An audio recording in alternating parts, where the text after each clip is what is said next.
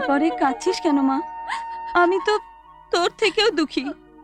ছেলের বিয়ে হলে মা কত আনন্দ করে ছেলের বউ ঘরে তোলে, আর আমি শুধু বউকে বরণ করছি। জানিস মা, তোর পায়ে ঘরে পড়লে আমার সব দুঃখ দূর হয়ে যাবে। এ ঘরে আর কোনো দুঃখ থাকবে না। জামা, এসো বৌদি।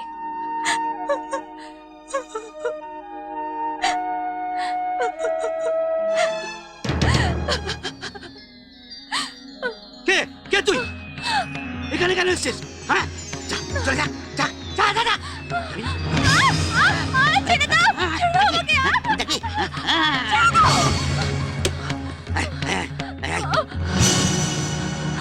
কি হয়েছে?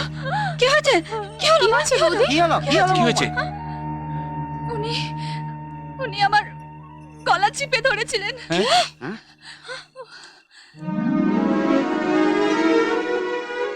আরে মা, ও তো ঘুমিয়ে পড়েছে। তোর গলা টিপলো কে?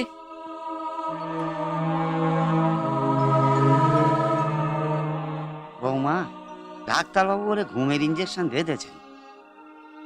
মা, বৌদি মনে হয় ভয় পেয়েছে। তুই ভয় পেয়েছিস মা? তুই এ ঘরে না শুয়ে যা সামনে ঘরে গিয়ে শো। রামু, মা, বৌমাকে সামনে ঘরে বিছানা করে দে তো। যে আগে দেখো মা, অজয়ের ঘরে একা আসবে না, রামু কিংবা সীমাকে সঙ্গে নিয়ে আসবে।